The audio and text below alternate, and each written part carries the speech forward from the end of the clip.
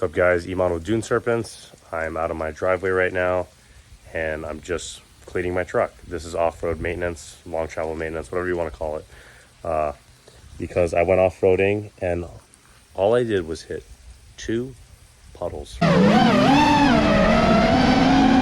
Right? Big puddles of clay.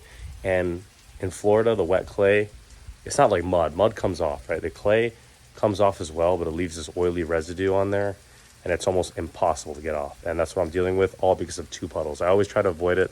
I never go off-roading in the rain, but it was just my luck. There was no way around it. And I'm going to show you what 2 puddles can do to your truck.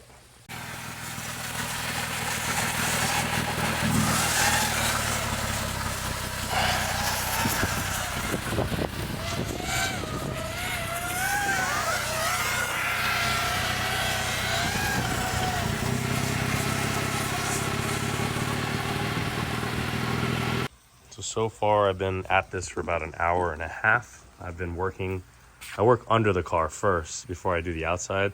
So I've been working under the car in the rear first, going to the front. Always start under. Everything shoots up and gets in your bed when you pressure wash from under the truck. So start from under, then go to the bed, then work your way to the front. The last thing you want to do is actually the paint and all that in the interior. The clay gets everywhere. It even gets in the door seals, which I'll take a video of. It's going to be a long video. Going to be using some cleaning products from Lithium Elixirs today to test them out as well, so stay tuned for that. But yeah, so you can just see what we're dealing with right now. This is that residue I'm talking about. So this was pressure washed, and it leaves this residue, which has to be wiped with your hand. It's like oily, and it is a pain, and it's everywhere, right? So this is me pressure washing it for about an hour, and you can still see how dirty it is. And I mean, I've gotten to every point of this truck in the rear so far, and there's still sand everywhere. It just keeps coming out of the cracks and everything. I pressure wash inside the chassis and all that, and it's just all over the place.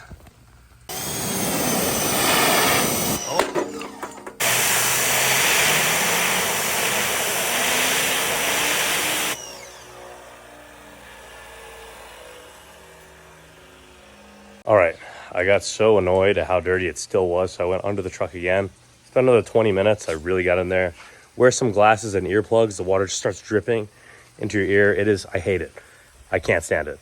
Anyways, this is something I do every time that I'm cleaning the rear of my truck. First things first, if you're doing a bed cage, or even if you don't do a bed cage, check your bed bolts. I've run into this issue where my bed bolt seized up here. It's happened quite a few times, but one time there was no way of getting it out. You name it. I've had multiple guys, sorry if my hands look weird, there's a bunch of clay on there. I've had multiple guys come and try torching, going from underneath, loosening it. This thing just seized up. I had to cut the cage. My friend welded it back together just so we can get that bolt out. We have to weld a nut to it and take it out. It's a pain. So bed cage or not, you want to put the copper anti-seize on here on all your bolts, and every time you're cleaning your bed, just grab the T55 head, loosen it, make sure, once a month, just loosen it, make sure it comes up, retighten it. I believe it's like 85 pound-feet of torque. I may be wrong on that. You want to check that on the Tacoma forums and stuff. But always just check your bed bolts, loosen them and tighten them back up. Because if you're going to be building a pre-runner long travel, this cage comes in and out. You're going to be taking your bed off, all that stuff. I mean, I'm going to be welding the bed cage to the truck, but still, your bed comes on and off constantly, so you got to make sure these bed bolts don't seize up. Make sure you take care of that. Don't skip out on that step. I had to pay the price, and it cost a lot of money. Next thing, every time I wash my truck, I'm done. Oh, I just dropped my jack. Once I'm done, I already have that blue rev lock on here.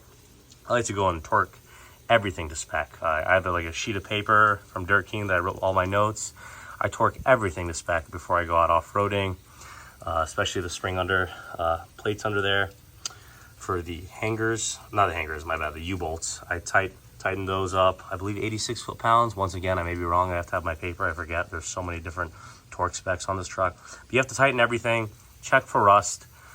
Sometimes once a year, and before I do the rear end and everything, I'm taking my bed off again.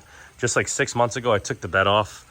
I cleaned everything with a pressure washer. What I do is I grab a light sander and the grinder. Any rust I see, I'll clear it up, right? I'll just sand it lightly, get that surface rust off, I'll spray it with Steel It, let that heal, another coat of Steel It, let that heal, and then cavity wax. I put cavity wax all over this truck, inside the chassis, outside the chassis. I know it's sticky. Some of the off-road mud and clay will stick to it, but it's better than getting rust on your chassis. It keeps your chassis sticky, and it makes sure it's not dry, because the dry with all the corrosion and all that and the water leads to rust. So 2 coats of Steel It. Anytime you see rust, clear the rust out, grind it. Don't spray over it. Don't make that mistake. Grind it, make sure it's clean.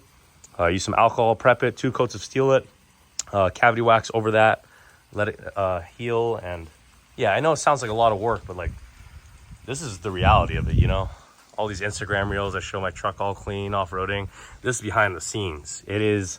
And whenever I get into the clay puddles, if it's one thing, like I just go out and sand, like dry sand off-roading, it's easy to clean. But when I get in the clay and all that stuff, or it's time for a serious maintenance check, you're looking at a couple days of just making sure everything's good to go. But it pays off. You have no problems when you're off-roading or in the future, and your truck has a long life. So like, I have 0 rust on my truck, on my chassis, and that's because I'm a maniac. I just go under, like, I'm OCD. I can't stand it. I make sure there's no rust. I constantly check these things. I'm literally like under my truck. I look with a freaking microscope in the chassis, especially that I have my the rear chassis plated. I always look inside, I check, I have it all cavity wax coated inside. It's the little things. You have to keep an eye on that rust, especially when you're spending all this money.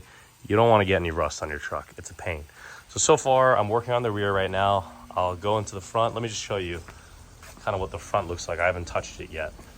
And this is where all my clay goes. My driveway is downhill. You'll see at the end of the video how much clay there'll be. Probably 100 pounds. I'm not even lying. It gets everywhere. So this is the front of the truck, right? You can see it's not so bad. The rear is always worse. It's just everything flies to the rear. So this is the front. And yes, the residue is going to be extremely difficult to get off. It's caked on there. It's oily, literally like ceramic clay. It feels like you're in ceramics class in high school when you're touching this stuff. It's just a problem down south. I don't mind it. It's better than dealing with like snow and salt and all that stuff. So I really can't complain because, you know, down south we don't really deal with rust. But yeah, this is what it's looking like in the front right now. You can just see how, like, it's disgusting. I hate off-roading in clay, but unfortunately, all we have here is clay. The power lines we have are, you know, just normal sand, sugar sand and stuff. So those are nice, but you're still going to deal with clay. So if you do live in Florida or plan on off-roading down south, and, you know, you ask me to come off-roading and it's going to be even a slight chance of rain, I will not go in the rain. This is just a bad circumstance because I have to deal with all this, and so will you. Even give it a couple days, let it dry out. These puddles are no joke. When I went, it was sunny and I ran into a puddle. You can just see the difference. Look at the chassis. Look at the chassis on this side. I'm actually taking the skid plate off. A little side note here. Gonna have it polished to a mirror finish. I don't know why I'm doing it, because I always bash the bottom here, so that part will probably be a little dirty. But once I put the 35s on here, maybe I'll have enough clearance where I won't be hitting down the whoops. Some of the whoops here are nasty. But I had it mirror finished before. The all black looks clean, but the mirror finish is also clean. It's fun to spice it up and change up your truck a little bit. But just look at the difference. And this is the residue I'm talking about. This is a perfect example. I pressure washed this, and this is what remains, right? And the cavity wax on here kind of like hangs on to a lot of that. So that's another thing if you put cavity wax, but it's still better than having rust. I'd rather have a chassis that looks like this than have a rusty chassis. So it's a little sticky when you touch it. Last time I put cavity wax on this part of the truck was about a year ago. So I'm probably gonna do it again, most likely once my truck is all clean. But yeah, that's a good difference right there. Also, in case you're wondering what I have in my toolbox when I go off-roading, it's everything I need to really take this truck apart and put everything back on. I have 2 sets of tools. I have garage tools and I have my truck tools. I have 2 sets. That way I don't have to continuously take this in and out of my tool case unless absolutely necessary. Right now I'm working on the truck, so I didn't feel like going to my garage since I'm covered in sand. So I have, as you see, 2 torque wrenches, 1 small one, 1 large one. I got everything. I got about 4 10mm sockets in there. I have 4 of each of the small sockets, the 11, 12. I have so many of those. I keep losing them. Same in the garage. That's one thing I buy. Every time at a hardware store, I see a 10mm socket, I buy it. I'm like, you know what? It doesn't hurt to have an extra one. But yeah, that's pretty much what's in there, and some tow straps in case someone gets stuck. You know, I'll be able to help them out. And then I kind of want to turn this into a cooler I want to insulate the inside because it's kind of clutch to have a cooler out there that's built into that case. But yeah, this fits all my tools. I don't really bring power tools out there anymore. I used to, but with all the pre-running and the whoops, they were getting destroyed. So this little bag, I roll it up. It's got some cushioning in there with the toe straps, and it's never let me down. So I have everything I need. And yeah, so this is good. I got this case on Amazon. It's just one of those rollout tool pouches, so highly suggest. All right, everyone, this is day 2 now. I just fast forwarded because I got exhausted. So now I'm actually working on the front of the truck, and then usually I would work under the truck, but I don't really have that much time today, so I'm gonna save that for last. And by what I mean under the truck is the center portion of the truck. So let me show you. So we're gonna save this probably for tonight. I'll go under here. I like to stick the hose into every tiny hole possible. That's what she said. And let all the clay kind of spill out, like all these tiny holes. Make sure you put the pressure washer or hose in there so all the clay inside the chassis falls out. I took the wheel and tire off. This is what 30 minutes of cleaning one side looks like. You still have that residue on here, but you know, for now I'm getting all the sand and everything off. That's when I'll start using chemicals like soap and stuff to really make sure I get everything off of here. I have the wheels off. I like to clean the inside of the wheels first. Then I'll move to the outside. As you can see, all that brake dust and clay and everything really likes to cake on there.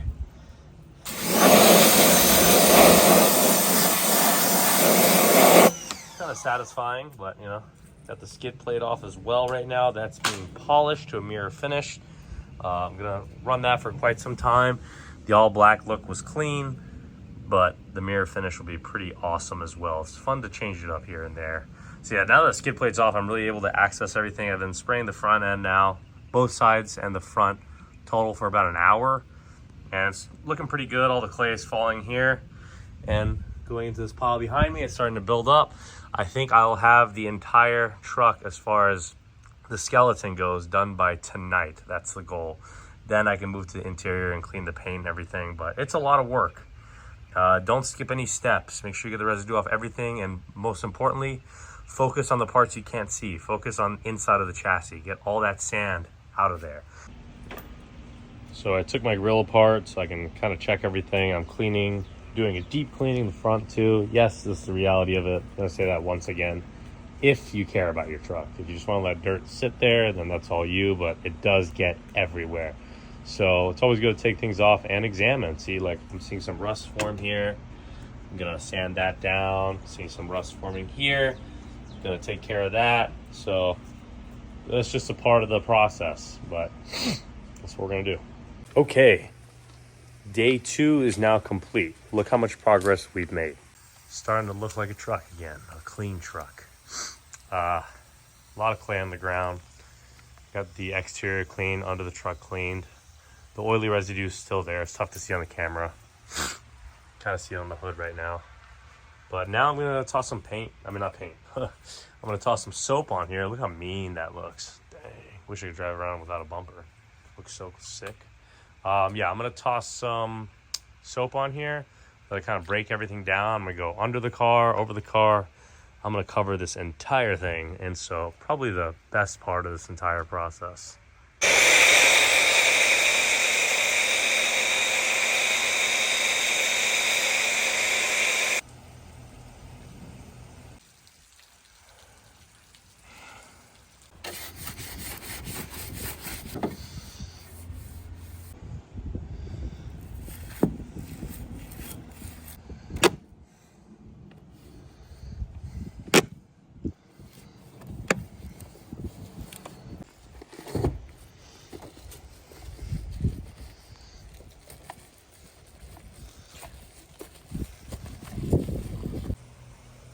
Okay, day 2 is complete. Soap is on, I'm gonna rinse it off. Day 3 is detailing and torque checking everything and adjusting little things here and there that I need to. I actually feel it raining a little bit, which I really hope it does. I know people don't want that after you clean your car, but I haven't technically really detailed my car yet. So if it does rain and it rains heavy, I like to go driving the road because sometimes it helps get rid of the clay that's stuck in the seals, and I drive over the rain. That way the bottom of my truck is Sorry if I keep sniffling, by the way. My allergies are so bad right now. That way all the clay and the seals that I can't see is technically out. All right, day 9. And yes, I took a long break because I got so busy, I forgot to finish cleaning my car. So I was actually so busy that I really didn't want to deal with the interior of my car. Because let's be honest, like, it's just vacuuming, steaming, and all that stuff. I just called my local detailer here in Central Florida. His name is Auto Gee Light. Well, his company's name is Auto Gee Light. And he has a team, mobile detailing, comes here, cleans the entire interior, steamer, just vacuums all the sand. I was like, you know what? I've had enough of cleaning the interior. There's plenty of videos on me cleaning the interior on my Instagram. So if you guys want to go see that, you can go see that. But for now, I'm chilling. And they do it for a great price. I think it was like 65, or no, it was like 80 bucks. The entire interior steamed and all that. So that's a great deal to me. It's like brand new. Take a look. Replaced this battery about 4 times. I've also replaced the truck battery about twice. There we go. Okay. Come on. We're almost there. Let's see. Come on. All right. I got it. Okay. All right. This is the interior right now. Just take a look at that. Look how clean it is. Also, it smells great. It's one thing to clean your interior, but when it smells good, that's another ball game. Look at that. Suede. Wow. Right? It's easy to clean the interior. It's just like time consuming, you know? Especially with all the mud underneath the truck. I was just done with it. And usually I wouldn't pay someone to come clean the interior. It costs a lot of money when it comes to steaming, but like I said, if you're in Central Florida, we are purely lucky that we have Auto Gee Light, because they have great deals on cleaning interiors. Look at that. It's like brand new in here. So I don't have to worry about that now. But technically, when I do clean, before I clean the interior, I always clean around the weather seals and all this rubber. I go inside, don't skip any details. I get all of it, all the sand out, all of it. And then I go into the car. But yeah, that's the interior. We're done with that. I washed the car again to get more of that oily residue. A lot of the soaps that I use kind of like act like a degreaser.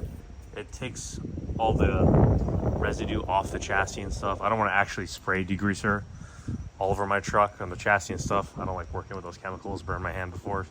But yeah, a lot of the soaps I use just take everything right off.